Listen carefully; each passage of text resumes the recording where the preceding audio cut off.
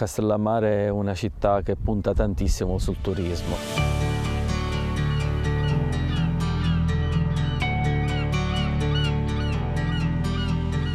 Opportunità per chi ha la ristorazione, per chi va a pescare. Abbiamo una marineria locale di altissimo livello, da cui poi si sviluppa tutto il turismo a Castellammare. L'esperienza di andare in barca, fare l'isata e la calata delle reti. Insomma, il mondo dei pescatori è parte di questo territorio, è identità di questo territorio. È importante parlare della pesca per Castellammare perché è il cuore pulsante, non solo come attrattiva di pescaturismo, ma è una fonte importante per la qualità del nostro pesce.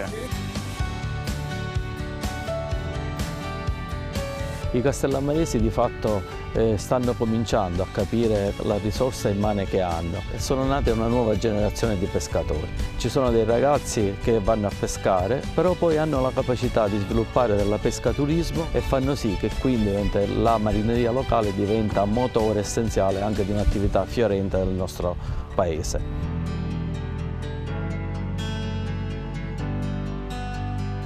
La ristorazione è uno dei motori primari di questa città, eccellenze castellammaresi. Ristoranti, ce ne sono tantissimi di eccellenza. E poi la pasticceria, le cassatelle famose Castellammare del Golfo, le torte, pasticceri. Insomma, è un luogo dove puoi fare tutto.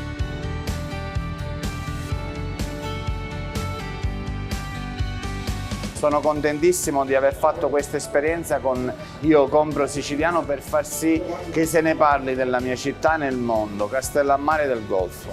Un luogo dove l'accoglienza è padrona e dove l'accoglienza appartiene ai cittadini di questo bellissimo territorio. Tutto questo appartiene al progetto di Io Compro Siciliano, che è quello di valorizzare e promuovere il Made in Sicily. Io Compro Siciliano diventa garante e promotore di una bellezza che appartiene a tutti i siciliani.